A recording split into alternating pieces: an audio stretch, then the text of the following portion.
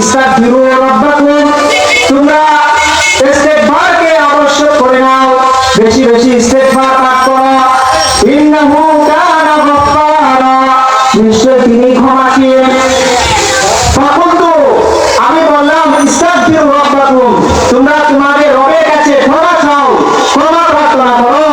ইন্নাহু কানা গাফফারা, নিশ্চয় তিনি ক্ষমাশীল। ইউরসিলিস সামাআ আলাইকুম মিদরারা, তিনি আসমান থেকে তোমাদের উপর মুষলধারে বৃষ্টি বর্ষণ করবেন।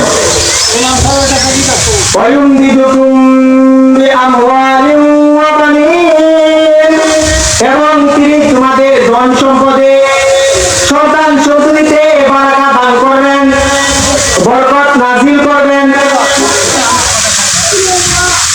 আল্লাহ পাক রব্বুল আলামিনের কাছে যদি আমরা বেশি বেশি ইস্তিগফার পাঠ করি, ক্ষমা পাঠ করি, তাহলে আমার আপনার অতীত জীবনের গুনাহ কমে যাবে, মাফ হয়ে যাবে।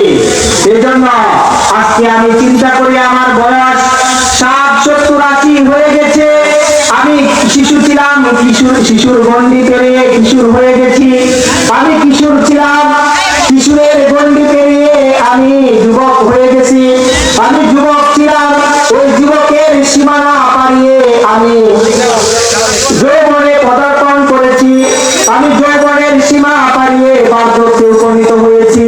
বার্ধক্যের পরে আর কোনো স্থান নেই, আর কোনো স্তর নেই বাবারা। বার্ধক্যের পরে আর কোনো যাওয়ার রাস্তা নেই। আল্লাহ তাআলা আমাকে ইচ্ছা করে মাতৃগর্ভে নিয়ে যেতে পারতেন।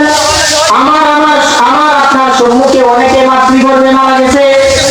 আল্লাহ তাআলা আমাকে আপনাকে মাতৃগর্ভে মৃত্যু না দিয়ে দুনিয়ার মুখ দেখাইছেন।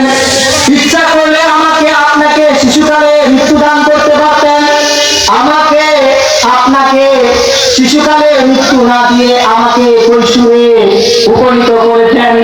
অনেককে আল্লাহ তাআলা কিশোর বয়সে মৃত্যুদান করেছেন। ইচ্ছা করলে আল্লাহ তাআলা আমাকে আপনাকে কিশোর অবস্থায় মৃত্যুদান করতে পারতেন। আল্লাহ পাক রব্বুল আলামিন আমাদেরকে যে কথাগুলো বলেছি সকলকে আমল করার তৌফিক দান করুন। ওয়া আখিরু দাওয়ানা আলহামদুলিল্লাহি রাব্বিল আলামিন।